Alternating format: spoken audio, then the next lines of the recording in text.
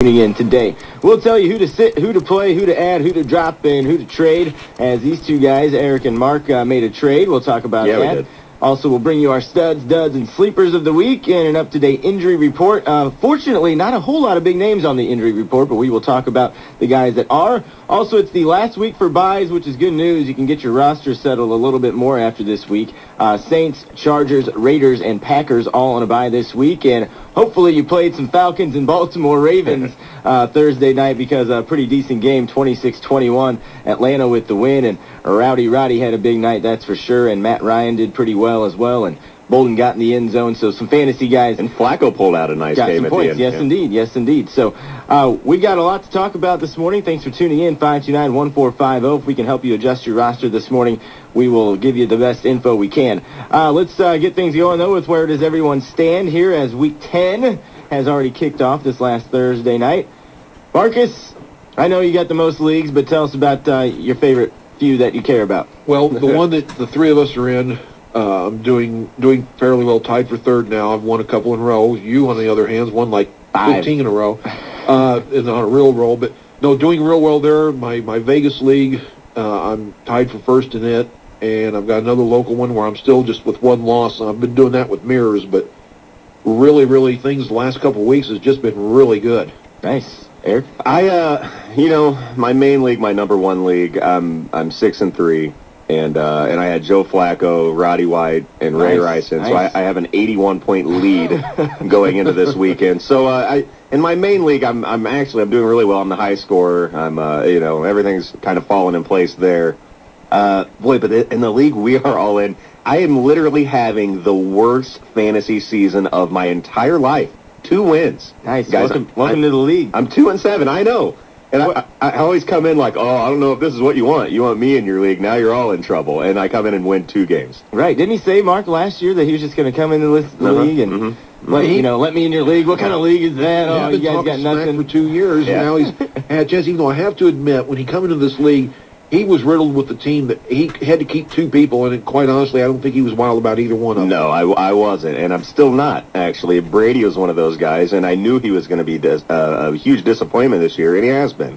Mendenhall has been a top-tier running back. I lucked out and drafted McFadden late in the draft, but, who was your first pick? My number one pick was Ryan Matthews, correct? Ryan Matthews. A lot of us messed up on that. And did you officially make that trade? Yeah, I've traded. Mark and I traded. You traded your number one pick? My number one overall pick to Mark.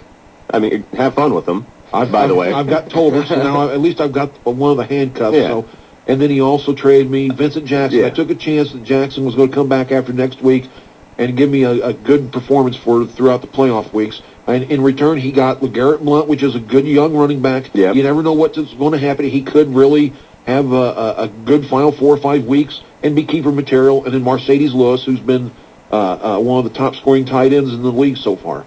Yeah, I really needed a running back this week. I literally had no one on my roster to plug in with buys. I had no one. I had one running back that could play, so I had to do something. I had to make some sort of a move.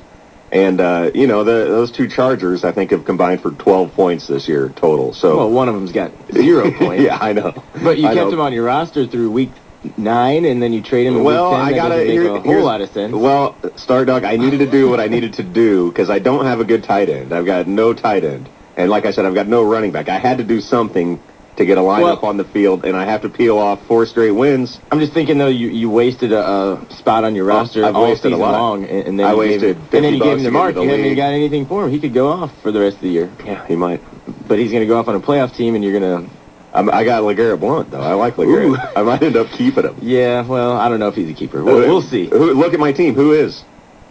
Besides Mendenhall? Exactly. That's my deal. Good luck. Oh. Anyhow, I quit. He quit. Wow, with that first segment, Eric's done with fantasy football. Yeah, you're listening to Fantasy Football 101 on Sports Radio 1450. We have a phone call. Let's go ahead and get him. Good morning. You're on Fantasy Football 101. Go ahead. All right. Yellow. All right. Let's try this early. It's early.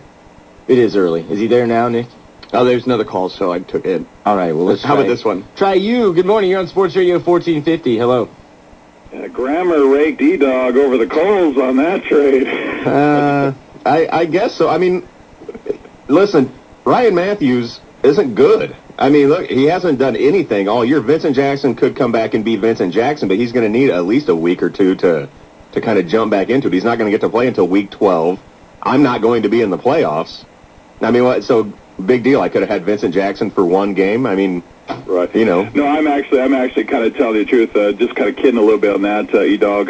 Listen, this is kind of the time of the year right now where really, you get a desperate owners and stuff, and really you're almost forced to make a move. You're almost forced to kind of do something like that. And this is the time to kind of pounce if people want to give up on kind of some of their number ones and number twos that are underperforming. But LeGarrette Blount, though, man, that guy is just a one-game wonder, I think, really, because about that. I'm not sure about that either. Well, hey, listen, this is also the same guys that told me don't play Calvin Johnson over Mike Williams, and I also told you it was 60-40, but if I would have played Mike Williams, I would have won. But I still agreed with you guys, like to have CJ on there. But guys, I'm telling you right now, LeGarrette Blount he'll basically be a one-game wonder, and he hasn't proven anything. Name another game that he had besides that 127-yard game. Name a bad game that he's had besides last week. The guy's had 2 opportunities, and one of them he went off.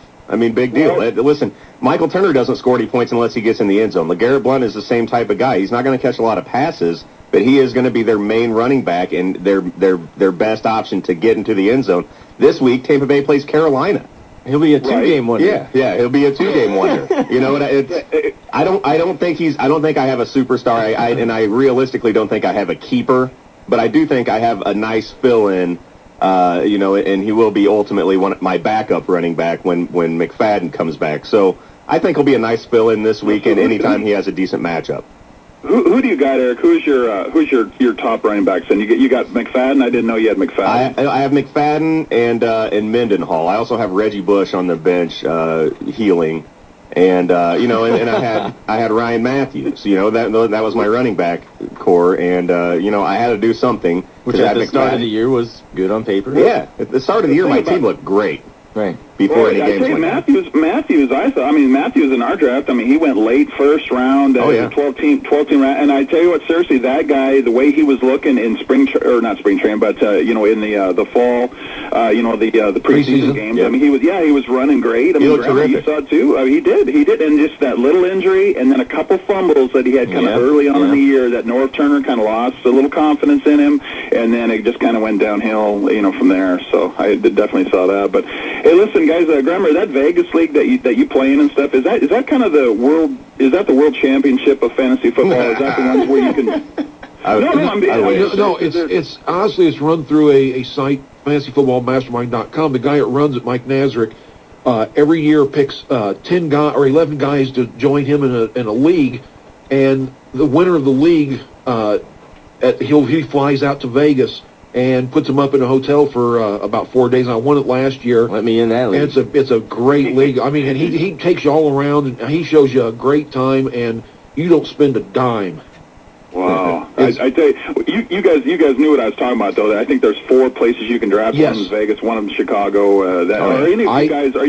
I missed getting in on that by about 3 years ago. I was in a satellite league, and if you won your satellite league, you'd go next year to Atlantic City. And I was in for the finals, and Steven Jackson, I forgot who they were playing, he scored like 4 touchdowns and screwed me out of going next year. Because that's some big-time money in that one. Absolutely, like $25,000. Oh, geez. You're $2,500, you mean, right? Oh, no. No, I mean $25,000. No, that's big boys. You get into those championships, man, you're winning... you're winning big money. No, guys, what I'm saying is the entry fee. $2,500. Yes, correct. I'm sorry. Yeah, to get it. But yeah, you're right though. Yeah, once you get to those championship games, you're playing against the whole country. I've seen like in the magazine stuff, they're holding up like $1.5 million check kind of deal like that. Oh, I know. But hey, guys, I just had a comment here too, and it kind of goes back to that Calvin Johnson. I bet you guys are the same exact way as I am.